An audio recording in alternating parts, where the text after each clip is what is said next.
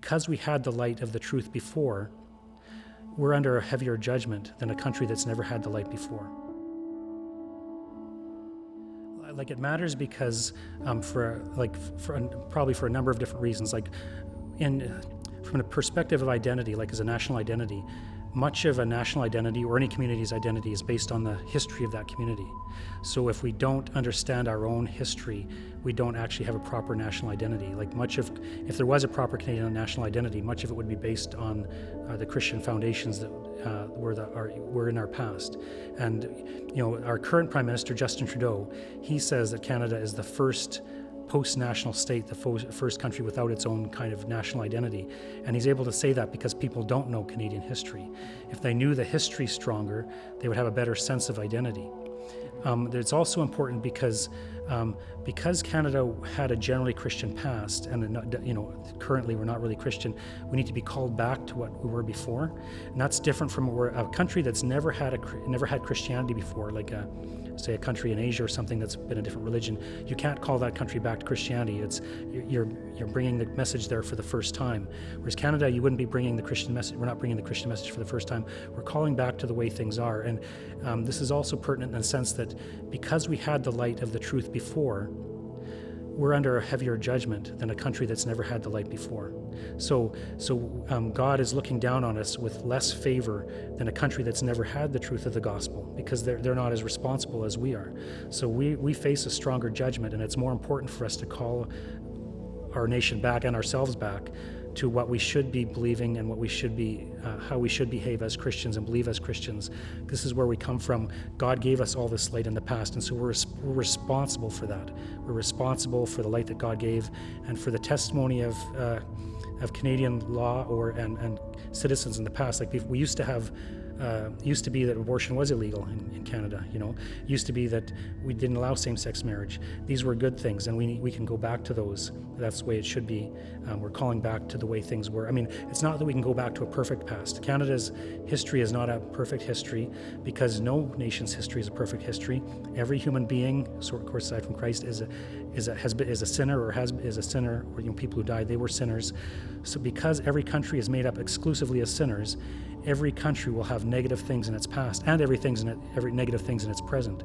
So I don't want to sound like I'm idolizing Canada's past as if it was like a golden era of everything was good, because it's impossible in any country in any era for everything to be good. But we did have the light of the gospel, and there were more people who understood that, and our laws and our policies were more based on that than they were now. That's actually interesting because there is a perspective in the educational field. It was one aspect of progressive education that we didn't want to teach the kids history, because we do want to start from scratch. Like, it's easier to start from scratch if people don't know their past. Like, let's say we can create a utopia, or we can create a perfect society. So we want to start with people who are blank slates. It's easier to build something brand new with people who don't know what came before. And so there was a deliberate attempt at some level to play down the teaching of history in order to prevent the children from learning history, so that they could be blank slates for building a new society in the future. So part of teaching history then would be to counter that we want them to know the works of the past, and that there is, I guess one of the lessons would be, there is no perfect society. There never has been, there never will be. And so if they understand history properly, they will see that when a utopian comes and says, let's start from scratch and start something new, they'll know that that's not something that's realistic within human possibilities.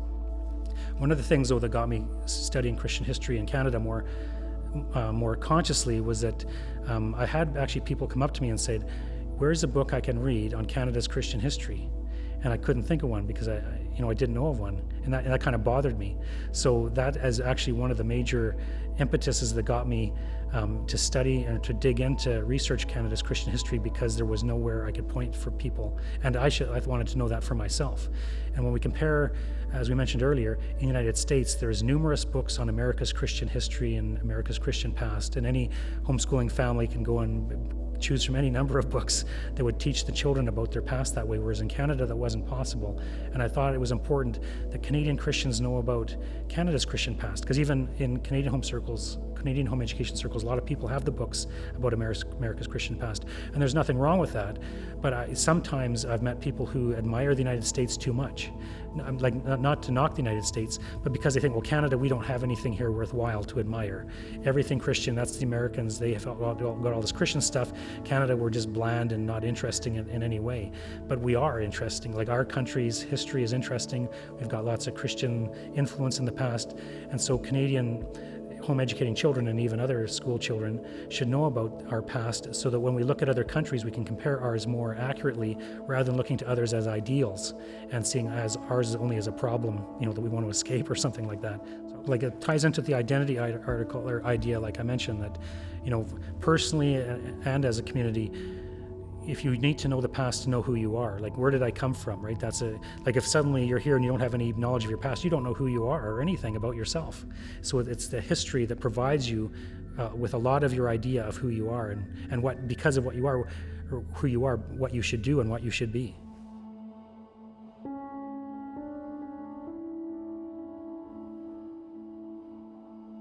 It's easier to build something brand new with people who don't know what came before, and so there was a deliberate attempt at some level to play down the teaching of history.